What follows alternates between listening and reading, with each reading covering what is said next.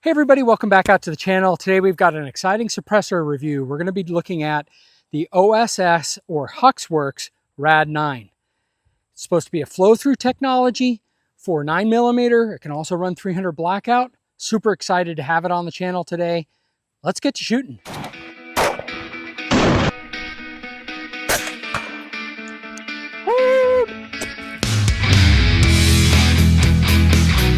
Yeah, all right, so this is the OSS or Huxwrx Rad 9. It's in its short configuration. So if you can imagine, in the long configuration, this comes in the end here, and this extends out about like to this length. And that gives you a few more baffles in it and gives you more sound reduction. Sometimes you make a trade-off between sound reduction and the length of your overall weapon system. You may be trying to keep it down. I prefer often shooting it in the Kurtz K or the short condition, and we're going to be comparing it to my DeadAir Wolfman later that is also in the short condition. So we're going to leave it in the short condition as we review it. This is my B&T GHM 9 grasshopper mouse because it's the scorpion killer. Ooh.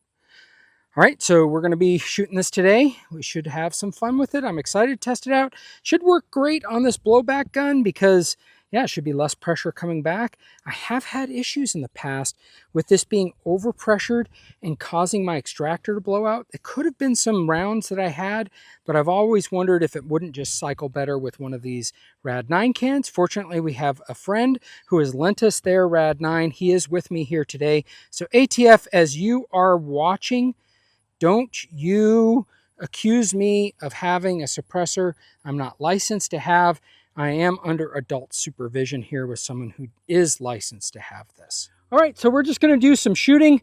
We've got a target round range at about 10 yards. We're going to transition over to another target at 10 yards just because that'll be fun. Let's see how this thing handles on the end of this B&T GHM 9.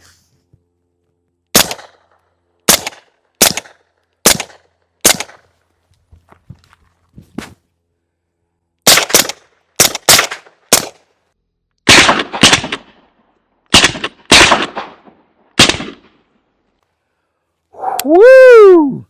This really does lighten up this rifle significantly because this is a purpose-built 9mm can.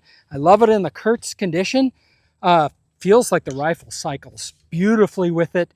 I am sensing, and we'll have to tell, sounds a little bit louder than my heavier, a little bit bigger can that I have from DeadAir, but this is the new modern hotness. Let's get a zoom in on that. That is super exciting. Okay, well now I have our DeadAir Wolfman on the end of it. It is also in the Kurtz configuration.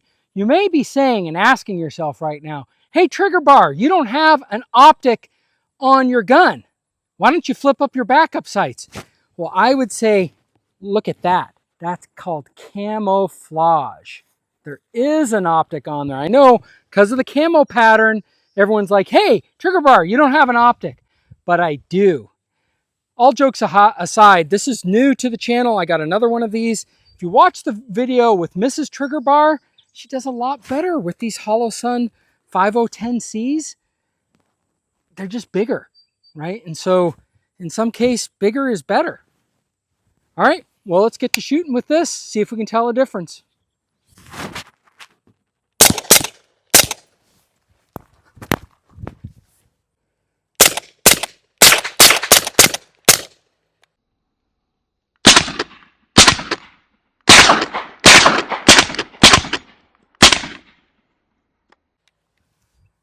All right, well, I definitely can feel the weight out on the end, but I do really like this gun. It's a soft shooting gun, and I don't think you can go wrong with either, but I think that weight on the end makes a difference. I felt like this was a little bit more quiet at the shooter's ear, but I don't know. We'll have to hear it in the replay. Let's now put on the full length of the Rad 9 and see how much quieter that sounds. Okay, well, we now have it in the long configuration. You can see how it looks in that setup. We're going to see if we can tell a difference in maneuverability. I know I can tell a little bit difference in the weight and the heft of it when it's in the long configuration. Again, it's not super heavy, but you're adding it at the very end of the of the device. So yeah, let's see what we can do here.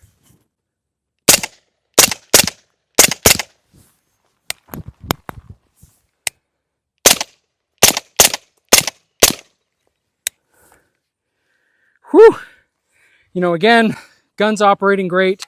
The can is great. I mean, you can tell, I could tell, I felt like a big difference in the sound for it, the sound quality. Maybe not a big difference, a slight difference, but it was better and a little better than the DeadAir at this point. So I think, yeah, I think you have options.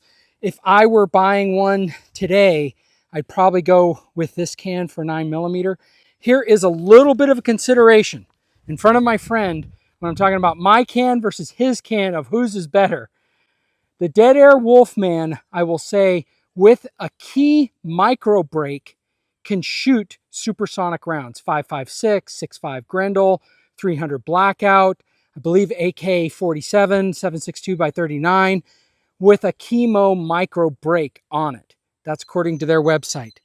As far as we can tell, you can still only do 300 Blackout subsonic with this Rad 9.